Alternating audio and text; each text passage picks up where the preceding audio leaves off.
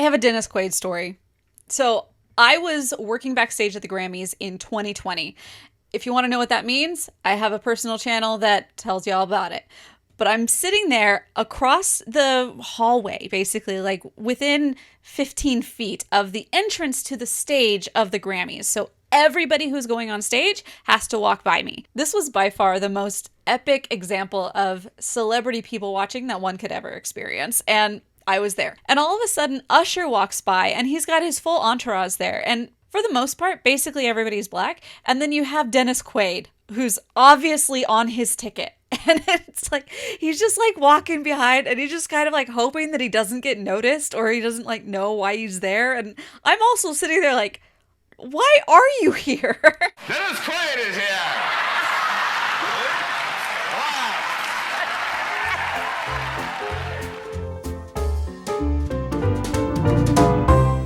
The Hill movie is based on a true story about Rickey Hill, who as a child was born with many different struggles. He was born basically not able to walk, had to wear braces up until about 9 years old, and it is his dream struggle victory story on how he overcame those obstacles to be able to become a great baseball hitter. If you watch my Gran Turismo movie review, then you'll know that I said that it's been a couple of years that we hadn't seen any of these based on a true story inspirational movies. And then by a couple, I mean like 2 to 3, 4. You know, not super long because obviously there was a time where we were getting these all the time. And I think we've kind of moved into that again.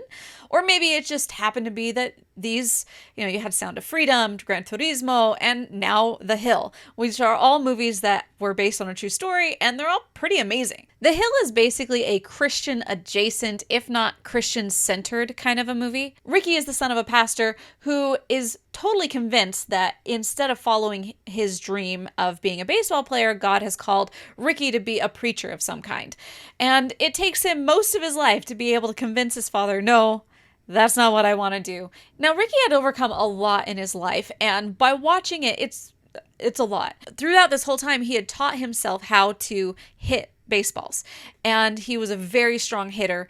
And when he was in high school, he was actually very close to being part of the major leagues. Now, it's during this time that he ends up getting injured again, and he has to decide, is this really my goal and my dream, or do I have to quit and start something else? His father, played by Dennis Quaid. Dennis Quaid is here. You have a lot of the dynamic of the movie is the father and son trying to resolve itself throughout this story. In all, I felt like the story itself was very inspirational. If everything is as it was presented, if that's his story, then wow, you've overcome a lot. And who doesn't love seeing a good dream struggle victory story that makes us all feel like, wow, we can do the impossible in our own lives, depending on what our dreams and goals are. Now, my next comment I'm going to preface by saying that I am a practicing Christian and nothing in this movie was at all offensive to me. And even compared to other Christian films, like straight up Christian films, I thought that this was well done. But that's not a very high bar is the thing. Christian films tend to get in the way of themselves in the fact that they're trying to push the message so much that they end up forgetting the actual story. This one didn't fall so much into that trap. I just felt like there could have been a lot of editing choices, maybe shorten it quite a bit because it was kind of slow. And there was just moments where I was like, I feel like you've already beat that horse. So I don't think that you needed to go quite so hard as repeating the same talking points over and over. So the best thing I can say about this movie is it was good. I enjoyed it. I felt very happy and fulfilled. In general, I give this like a 3 out of 5 stars. After watching it and seeing this guy's story and the fact that he never really was like the best hitter in the leagues, and he actually never made it to the big leagues, but in as far as he went, it was inspiring to see exactly what he came from, and just being able to overcome our own trials and our own days is just inspiring. So if you've seen this, go ahead and make a comment what you thought about the film.